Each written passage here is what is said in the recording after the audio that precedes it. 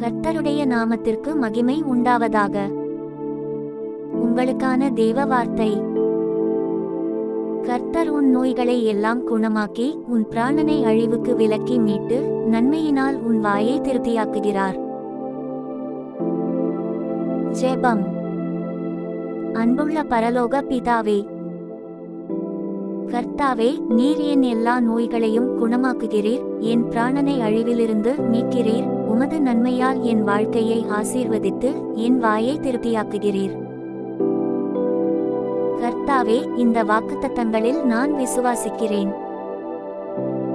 என் உடல், என் ஆன்மா, என் ஆவி அனைத்திலும் ஆரோக்கியத்தையும் சமாதானத்தையும் தந்து உமது கிருபையில் மகிழ்ந்து வாழ உதவி செய்யும்.